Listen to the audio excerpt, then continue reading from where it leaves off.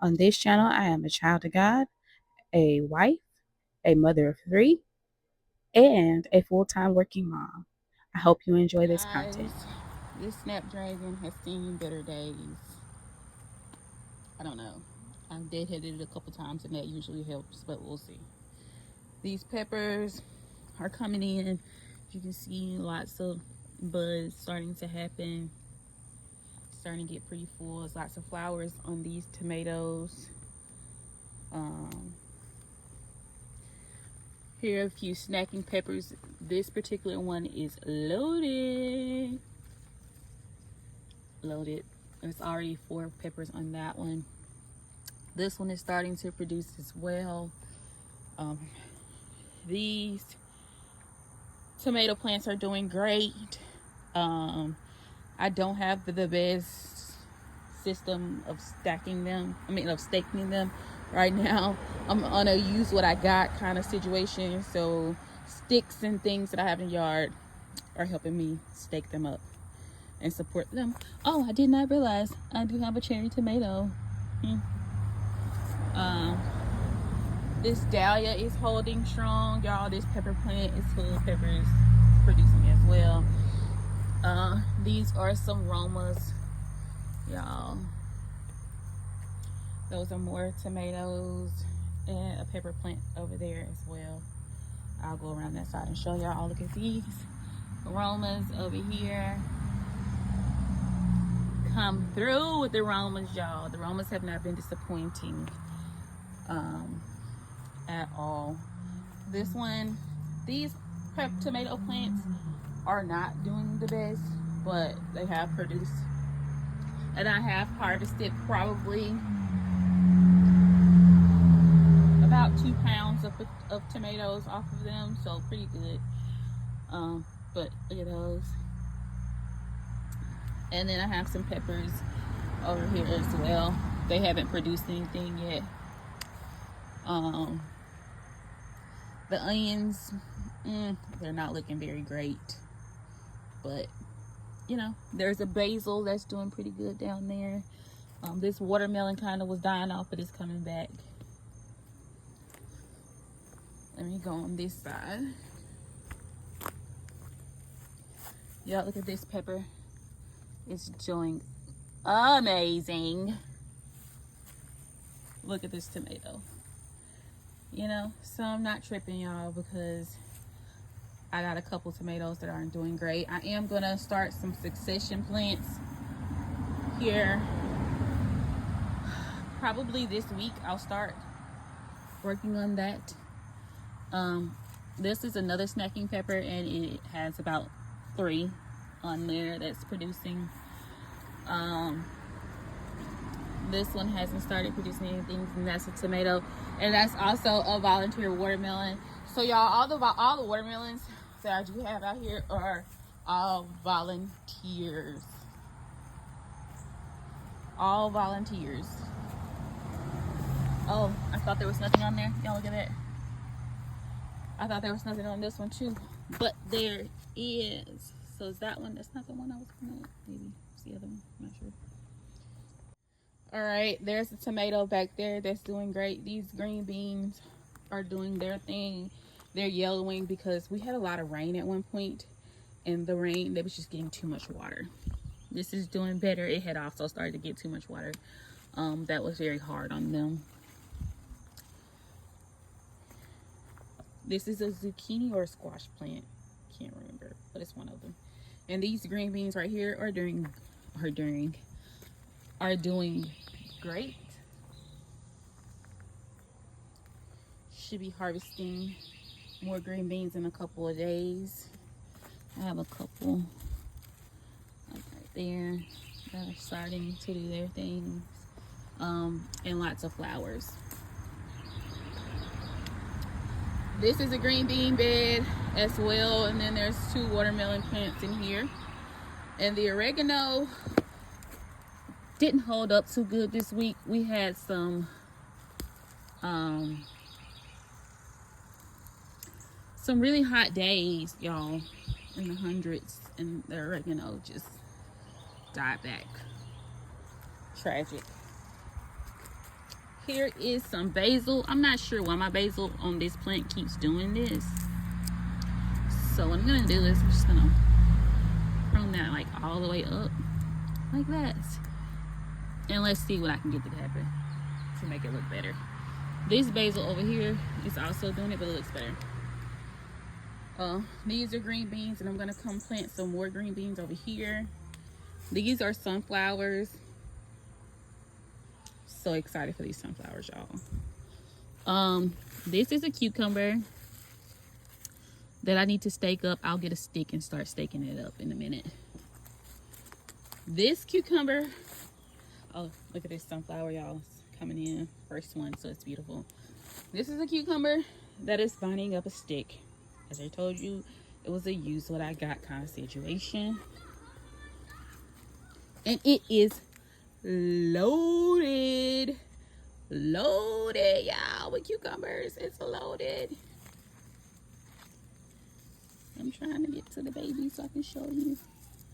Look at it there. And there's so many on here. I just can't get the camera in the right position to show you, but there's so many. I'm so excited. Okay, the weeds are taking over my potato bed, but the potatoes are starting to yellow and they are starting to die back. So I know I need to stop watering over here, but like I said, we get a good bit of rain this time of year sometimes.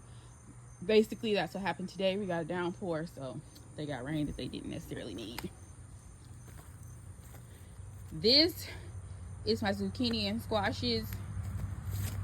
I did have a run-in with the squash vine borer, y'all. I did. I had a run-in with a nasty little squash vine borer that attacked this plant right here. But that's DE on there. And it's bouncing back. Okay. So you can save it. Now I'm fighting spider mites. So one pest to the other. That's how I feel. Get rid of one pest and it goes to the other. But I do have a squash there and a squash there coming in. And these are my zinnias, y'all. So that's my tour right now. I don't know if I showed y'all, but I do have zinnias growing over here as well. Come with me to harvest some zinnias. Y'all, I kid y'all not. I just harvested some zinnias like a week ago. Well, a couple days ago. Not even a full week. And it's blooming so much more than it was before I harvested the first batch. So I'm excited because this means I'm gonna have a lot of flowers in the house.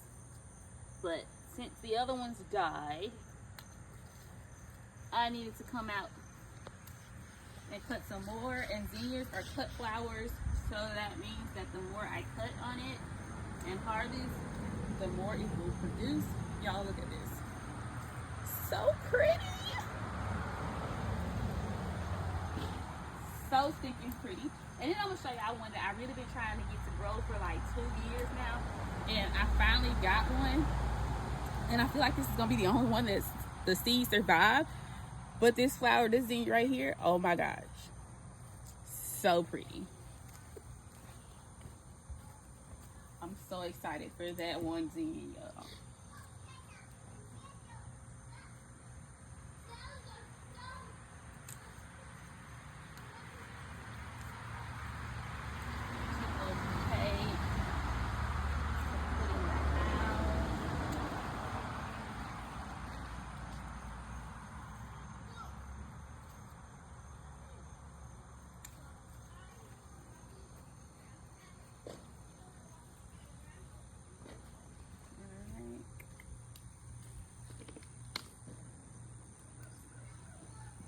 And I'm gonna go ahead while I'm out here harvesting. I'm gonna cut some of this bad stuff off of these.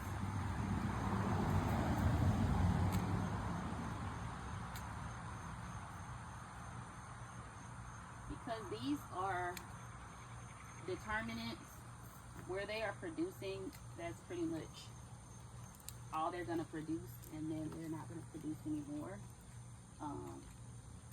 If you know anything about that, you know that they do their big one and then they're everything below where my plants are, my fruit is, I'm just gonna clear it out.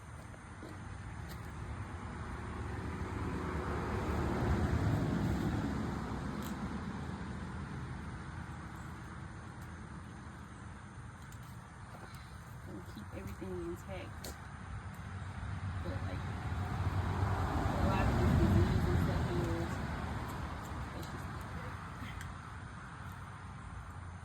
I really only need the areas where the plant's growing, where the fruit is at.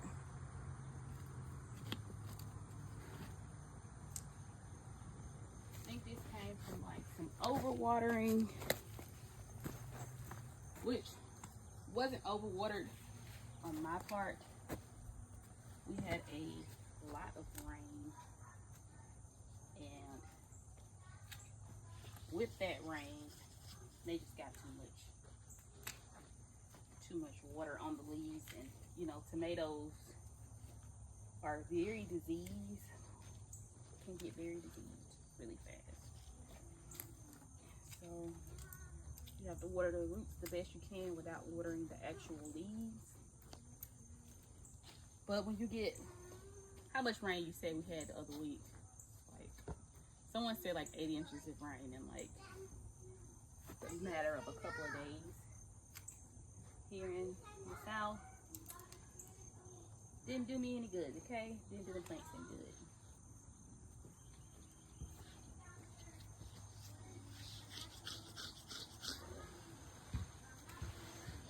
I've already harvested some tomatoes off of these plants. And my thing is, I've been harvesting as they start to blush, because I've noticed that if I left them out here, pests was getting to them.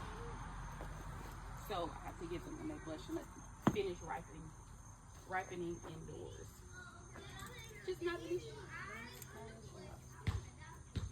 And some of this is due to overcrowding on my part. Not getting this air circulation either. So where trial and error comes in, trial and error. But